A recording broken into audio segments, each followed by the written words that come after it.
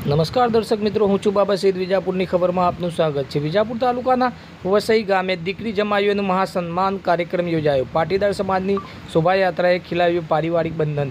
સમાચારને વિગતવાર જાણીએ તો વિજાપુર તાલુકાના વસઈ ગામમાં દિવાળીના પવિત્ર પર્વ વચ્ચે પાટીદાર સમાજના યુવાનોએ એક અનોખો અને લોક હૃદયસ્પર્શી કાર્યક્રમ યોજીને બધાના દિલ જીતી લીધા હતા. આ કાર્યક્રમમાં ગામની તમામ દીકરીઓ અને જમાઈઓને સામૂહિક સન્માન કરવામાં આવ્યું હતું. આંખોને ચુંબકીય દ્રશ્ય સર્જતી શોભાયાત્રામાં સમાજની મહિલાઓએ એક સરખા આકર્ષક ડ્રેસ કોડમાં ભાગ લીધું હતું અને ગામની ગલીઓને રંગબેરંગી બનાવી દીધી હતી.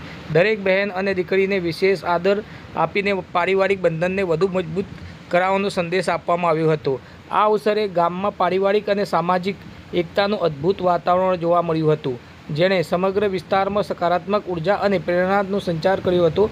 પાટીદાર સમાજના પ્રેરણાદાયી આયોજને દરેકના ચહેરા પર સ્મિત અને આંખોમાં ચમક લાવી દીધી હતી. આવા કાર્યક્રમો જ સમાજને એકતા અને પ્રેમના રંગ રંગાવે છે.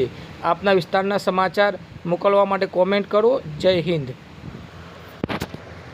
જે બહેન દીકરીઓ ફઈઓને બોલાવીને આખો પ્રસંગની જે આયોજન કરેલું છે તે ખૂબ જ સુંદર આયોજન છે.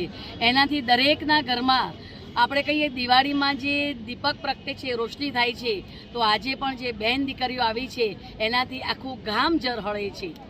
ગામ તો ઝળહળે છે પણ સમાજમાં એનો એટલો બધો પ્રકાશ પડે છે કે ન પૂછો એની વાત. અને એનો પ્રકાશથી દરેકના કુટુંબ પરિવાર નજીક આવી રહ્યા છે. સમાજના દરેક ભાઈઓ અહીંયા આગળ એમાં ભાગ લઈ રહ્યા છે. તો એનાથી સમાજમાં જે દૂષણો છે એનો પણ દૂર થઈ રહ્યા છે અને એક એક કુટુંબ એકબીજાથી નજીક આવી રહ્યા છે. તો આવા પ્રસંગો દરેક ગામે કરવા જોઈએ. બહેન દીકરીઓને આમંત્રણ આપવું જોઈએ અને દરેક ગામમાં જો આવા પ્રસંગો થાય તો ખૂબ જ સારું.